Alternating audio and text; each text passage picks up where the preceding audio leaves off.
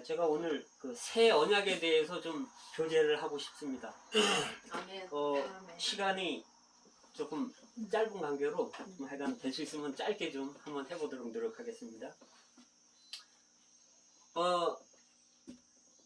우리 이제 구약이 있고 신약이 있잖아요, 성경에. 그러면 도대체 구약은 뭐고 신약은 뭔가? 근데 구약은 옛 언약이라고 말하고 신약은 새 언약이라고 이제 말을 하는데요. 그럼 하나님이 왜 구약이 있어야 되고 신약이 있어야 되는가? 이게 이제 성경이 이게 구약과 신약이잖아요, 이게. 이 성경은 사실은 이거는 하나님과 하나님이 택한 사람들과의 신성한 로맨스입니다. 이건 사랑의 이야기입니다.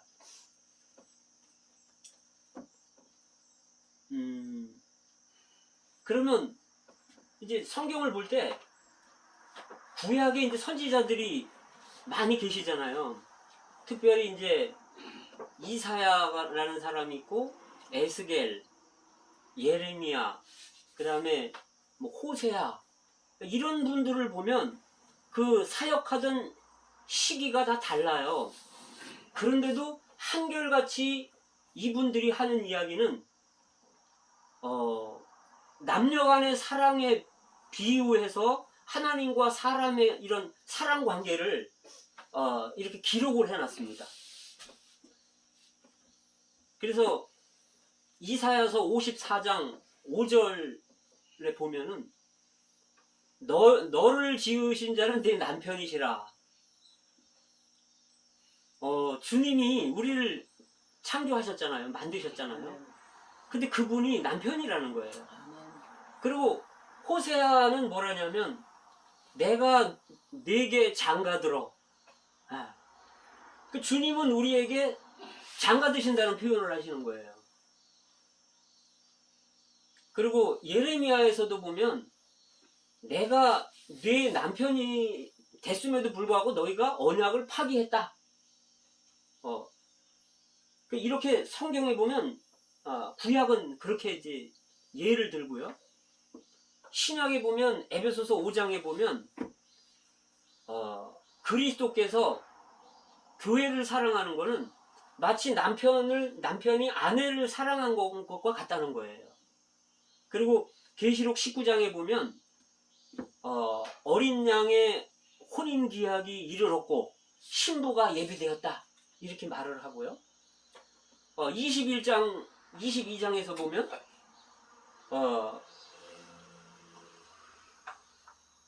그 천년왕국에서 혼인잔치에 믿는 이들이 거기서 이제 혼인잔치를 누리면서 왕노릇 한다 그래요. 1000년 동안. 그 다음에 계시록에서는 이 신부가 남편을 위해 단장한 것이고 그 어린 양의 아내인 이 신부 아내가 예비되었다. 근데 그것이 새 예루살렘이라는 거예요. 사도 바울은 고린도후서 11장에서 내가 너희를 정결한 처녀로 한 남편인 그리스도에게 중매하며로다. 그래서 사도 바울은 자기 자신이 중매쟁이라는 거예요. 이런 거를 볼 때 하나님은 사람을 이 남녀 간의 사랑에 비유해서 사람들을 엄청 사랑하시는 거예요. 아가서라고 성경이 있죠. 이 아가서가 역대로 오해받은 책인데 믿지 않는 이들이 이 아가서를 보면서 이것이 무슨 성경이냐. 그리고 어떤 면에서 보면 이 아가서는 그 종교적인 냄새나 이런 색채가 없어요. 그 다음에 여기 율법에 대한 것도 없고 또 무슨 성전에 대한 거 제사에 대한 거 이런 게 없어요. 하나님에 대한 것들이 나오질 않아요. 그럼에도 불구하고 이 성경은요 역대로 구원받은 사람들이, 생명이 성장한 사람들이 굉장히 아주 사모하고 좋아하는 책이 바로 이 아가서입니다. 이 아가서는 노래 중에 노래인데, 솔로몬이 노년에 그가 돌이키고 나서 이 아가서를 썼다는 거예요. 솔로몬이 105편의 시를 썼는데, 노래를 썼는데, 그 중에 가장 뛰어난 노래가 이 아가서라는 거예요. 그래서 어떻게 보면 여기는 좀 저속한 표현도 있어요. 그런데 이 정말 신앙이 깊은 사람들은 이 아가서를 너무너무 사랑하고 너무너무 좋아하게 됩니다. 그러면 하나님은 언제 이 언약을 맺었는가? 믿는 이들하고, 구약에 믿는 이들하고 언제 언약을 맺었는가? 예레미야 2장 2절에 보면 소녀 때의 사랑, 약혼 때의 사랑을 기억한다. 애굽에서 너희를 내가 인도해낼 때 너희의 사랑을 기억한다. 그리고 그 언약을 맺을 때 31장, 예레미야 31장에는 언약을 맺을 때 내가 내 남편이라 해도 너희가 언약을 파기했다. 씨 뿌리지 못하는 땅, 그 광야에서 내가 너희를 손을 붙잡고 독수리 날개로 업어옮긴 같이 너희를 손을 붙잡고 내가 인도할 때 너희가 나를 따랐다. 그래서 이제 언약을 세웠다는 거예요. 그래서 이 구약을 보면요, 구약이 이제 십계명으로 돼 있잖아요. 그때 첫째는 나 외에 다른 신 섬기지 말라. 이거는 뭐냐면, 여기 이제 여기 5계명이 있죠.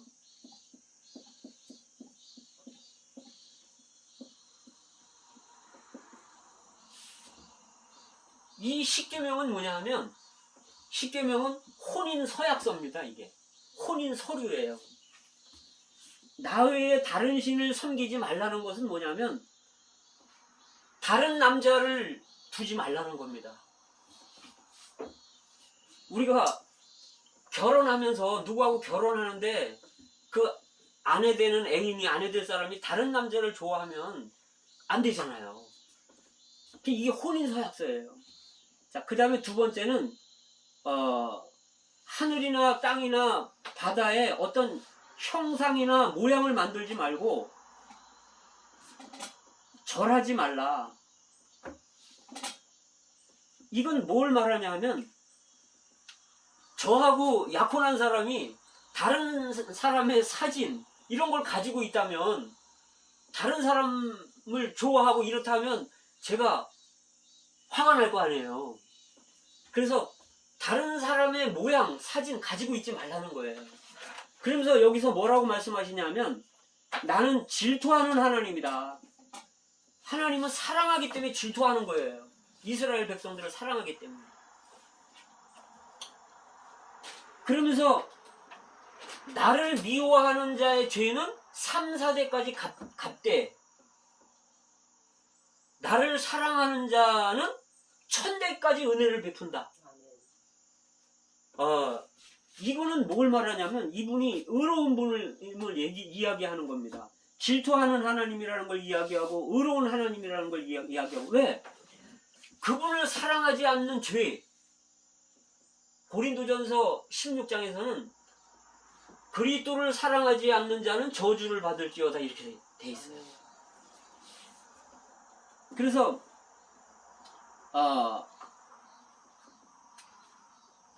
그러나 이분은 사랑하기 때문에 자기를 사랑하는 자는 1000대까지 은혜를 베푼다는 거예요. 이분이 사랑이잖아요. 1000대까지 은혜를 베푸는 분, 사랑. 이분은 이 율법을 통해서 자기 자신이 어떤 하나님이라는 것을 이스라엘 백성들에게 알려주는 겁니다. 이게 나는 질투하는 하나님이고, 나는 사랑의 하나님이고, 나는 의의 하나님이다. 이걸 보여주는 겁니다. 그 다음에 여호와의 이름을 망령되이 걷지 말라. 망령되이 이름을. 이건 뭐냐면 부부가 결혼을 하잖아요. 그러면 남편은 존중을 받아야 된단 말이에요. 근데 남편을 무시하면 이게 마음 상하잖아요. 그래서 존경받고 싶은 거예요. 그 다음에 안식일을 지키라고 말할 때는 이걸 거룩히 지키라 그러잖아요. 안식일 거룩히 지키라. 이건 뭐냐면 약혼 반지와 같은 건데 하나님이 6일 동안 사람을 지으시고 7일째는 이 안식일을 거룩히 구별을 했다는 거예요. 그래서 하나님은 이스라엘 백성들이 하나님께 속한다는 것을 알게 하기 위해서 하루를 띄어놔서 안식일을 지키라는 거예요. 근데 이 안식일은 날짜만 변했지 이게 없어진 게 아닙니다. 신약은 8째 날 안식하는 거예요. 왜냐하면 8째 날은 부활의 날이란 말이에요. 예수님이 금요일 날 돌아가셔가지고 금, 토, 일요일 3일째 되는 날 부활하셨어요. 주일날 부활하셨어요, 주님이. 그래서 신약에서는 안식 후 첫날 우리가 떡을 떼려 하여 모였을 적에, 그래서 신약에는 안식일 다음날, 안식일 이튿날 모이는 겁니다. 그래서 이게 주일이 됐습니다. 그래서 이렇게 거룩히 이 안식일 하루를 구별하고 이 사람들이 쉬고 거룩히 이 안식일 하루를 지킬 때 이방인들은 안 지키잖아요. 이거를 통해서 이들은 분별된 백성이고 하나님께 속한 백성이라는 것을 보여주는 겁니다. 너희는 내게 속했다. 이게 결혼의 조건입니다, 이게. 그 다음에 5번째는 네 부모를 공경하라 그러잖아요. 부모를 공경하라. 그러면 이건 사람에 관한 거니까 이쪽으로 내려와야 될 것 같아요. 6번째로. 근데 이 비석은, 이 계명은 2돌판인데 이 부모를 공경하는 이 사람에 대한 게 5번째에 들어간 거예요. 이건 뭘 말하냐면 누가복음 3장에 보면 예수의 아버지가 요셉이라고 말하고 요셉의 이상은 헬리, 헬리의 이상은 맏단, 레위 이렇게 하면서 이게 이제 올라간단 말이에요. 그래서 그 위에 올라가면 계속 올라가다 보면 에노스, 그 위에 이상은 셋, 셋의 이상은 아담의 이상은 하나님이라 이렇게 나와요. 그럼 이 부모를 공경한다는 것은 이 근원으로 올라가는 것을 말을 해주는 거란 말이죠. 그 근원의 끝에 가면 하나님이 나오는 거예요. 그래서 이 부모를 공경하라는 것은 하나님을 기억하라는 거예요. 네 근원을 기억하라는 거예요. 그래서 이 5계명은 뭐냐면 나를 사랑하라, 나만 사랑하라, 이런 게 약혼 서약서입니다. 우리가 결혼하면서 다른 사람을 사랑하면 안 되잖아요. 그래서 구약의 백성들은 하나님만 사랑해야 되는 거였어요. 이게 약혼 서약서이기 때문에. 그 다음에 이제 이 뒤에 5계명은 뭐냐면 이게 살인하지 말라, 간음하지 말라, 도적질하지 말라, 거짓 증거하지 말라, 탐내, 남의 물건, 남의 아내, 남의 이웃과 탐내지 말라. 이건 뭐냐면 이제 결혼하는 남편이 이 아내 될 사람한테 이제 요구하는 겁니다. 나는 이러한 하나님인데 여기서 안식일을 기억해 거룩히 지키라 할 때 이 4번째 계명은 이 거룩한 하나님을 말해주는 거예요. 그래서 이 율법은 뭘 말하는 거냐 하면 율법의 첫 번째 기능은 하나님 자신이 자기 자신을 계시하는 거예요. 나는 이러한 사람, 이러한 하나님이다. 이거를 보여주는 게 율법입니다. 그리고 이거는 나는 이런 걸 싫어하니까 너네는 이런 걸 하지 말아라 이렇게 요구하는 거예요. 이렇게 해서 이것은 이스라엘 백성들이 그렇게 하겠습니다 이렇게 해서 결혼이 이제 약혼이 성립된 거예요. 근데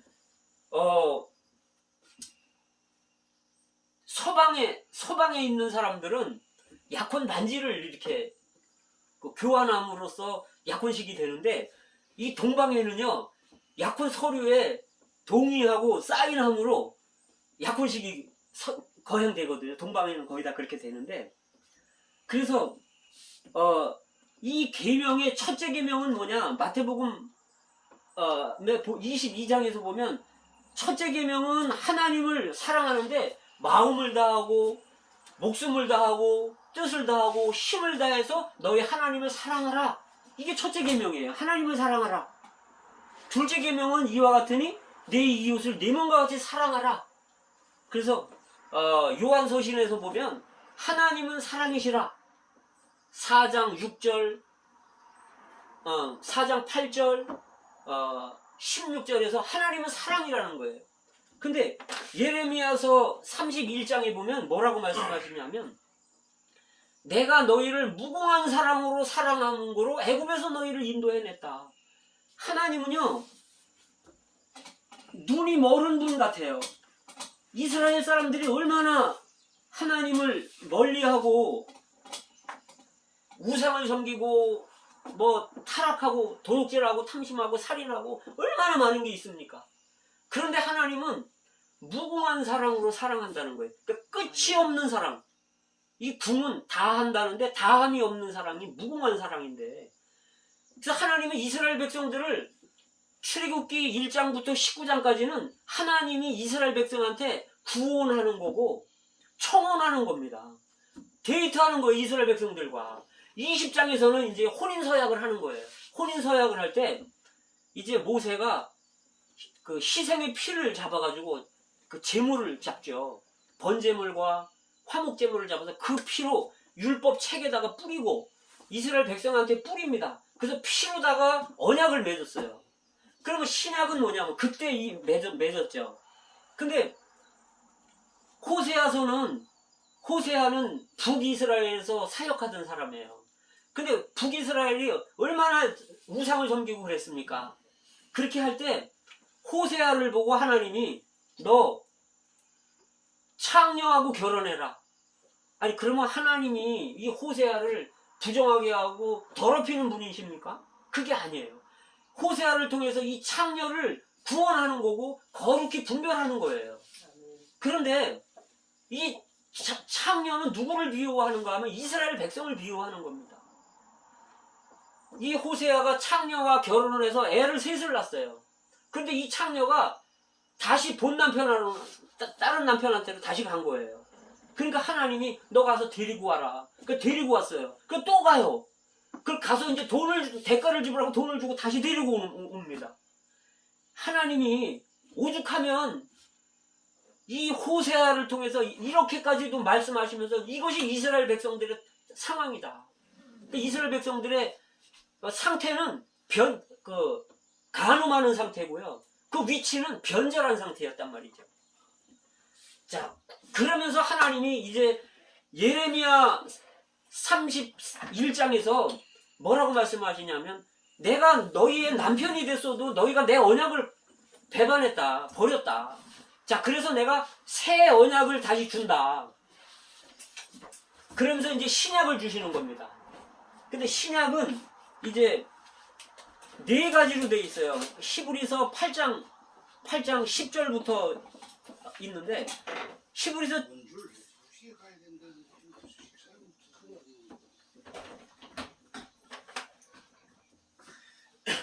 자, 저기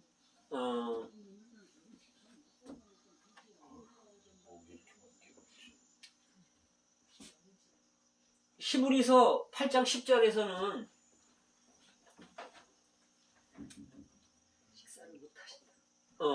히브리서 8장 10절부터 뭐라고 하시냐면 네 가지예요. 첫째는 내 법을 네 속에 두고 마음에 기록한다. 두 번째는 나는 너희 하나님이 되고 너희는 내 백성이 된다. 세 번째는 작은 자나 큰 자나 할 것 없이 다 나를 알게 된다.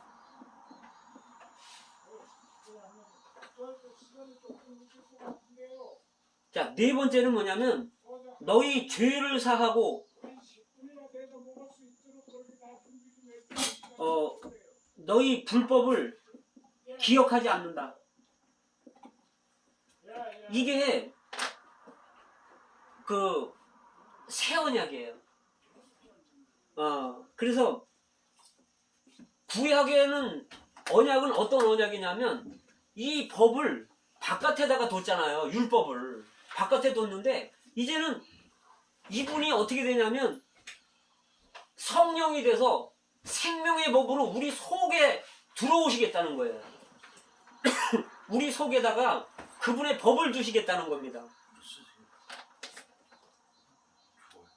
그 다음에 그래서 우리 이 하나님이 나타나실 때는 아들로 나타나시는 거예요. 근데 이 아들이 이제 죽고 부활하셔서 성령으로 오신 거예요. 근데 이 성령이 우리 안으로 들어올 때는 이제 생명이 되는 겁니다. 그 생명 안에는 법이 있어요. 생명의 법이 있어요.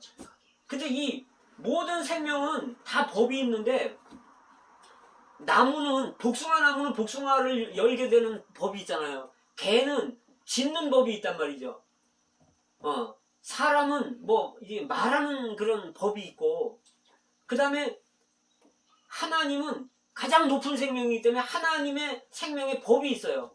예를 들면 사람을 보면요, 사람은 어린아이가 생명의 법이 있기 때문에 다른 단 거 있잖아요. 설탕 같은 거를 입에 넣어주면 이 생명의 법은 어린아이가 가르쳐주지 않아도 삼키는 거예요. 근데 쓴 거를 주면 생명의 느낌이 있잖아요. 법이 있잖아요. 그래서 뱉어버리는 거예요. 이게 사람의 생명의 법이에요. 근데 하나님도 생명의 법이 있는데 하나님의 생명의 법.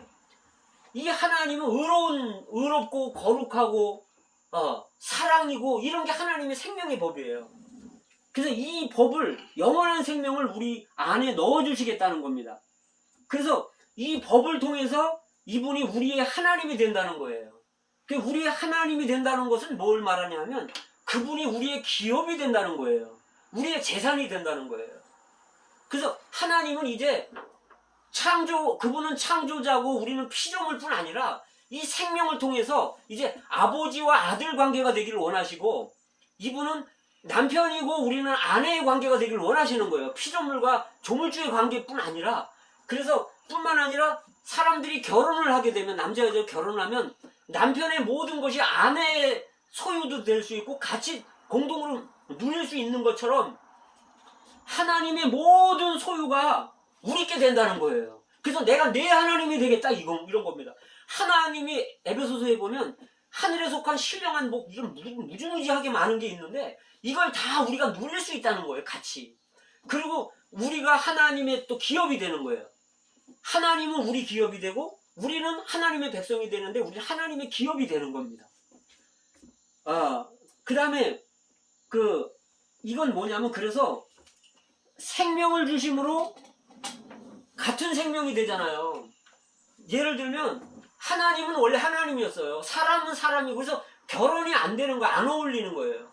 그래서 하나님이 사람이 돼서 온 게 예수잖아요. 근데 이제 하나님이 사람 돼서 온 건 이제 문제가 없어요. 근데 사람은 여전히 사람이잖아요. 하나님은 사람이 됐지만 사람은 사람이에요. 그래서 이분이 부활하시고 이 하나님 생명을 사람한테 넣어주었기 때문에 사람도 이제 거듭나서 사람이면서 하나님의 생명을 소유한 거예요. 저와 같은 사람들이. 예수님은 하나님이면서 사람인 분이고 우리는 사람이면서 하나님의 생명을 얻었고, 그래서 하나님과 우리는 같은 생명을 가진 겁니다. 그래서 결혼을 할 수가 있는 거예요. 그 다음에 결혼을 하면 어떻게 되냐면 하나님 것이 우리의 소유가 될 수가 있는 거예요. 우리가 결혼을 하면 아내가 남편의 모든 것을 누릴 수 있는 것과 같은 거죠, 이렇게. 그 다음에 작은 자로부터 큰 자까지 나를 알라 하지 않을 것은 이 생명을 통해서 하나님을 알 수 있다는 거예요. 구약은 율법은 어떻게 해요? 그 율법을 통해서 하나님이 어떤 분인 줄 알았지만, 겉 바깥에 있는 걸 통해 알았지만 이제는 생명의 느낌을 통해서 하나님이 어떤 분인 줄 알게 해준다는 거죠. 그 다음에 이것의 조건이, 결혼하기 위한 또 조건이 뭐냐면 죄를 사하고 불법을 다시 기억하지 않는 겁니다. 예를 들어서 결혼을 하는데 과거에 또는 결혼하면서 살면서 지은 죄들이 있잖아요. 아내가 지은 죄들이 있다고 가정하자고요. 매일 남편이 그걸 갖고 아내의 죄를 지적하면 같이 못 사는 겁니다. 그래서 모든 죄를 다 사해야 되는 겁니다. 그래서 이 사하기 위해서 이분은 마태복음 26장에서 이것은 죄사함을 얻게 하기 위해서 많은 사람들의 죄를 사함을 얻기 위해서 흘리는 바 곧 나의 피, 언약의 피다. 그러면서 십자가에서 피를 흘리신 겁니다. 그래서 그 피는 언약의 피입니다.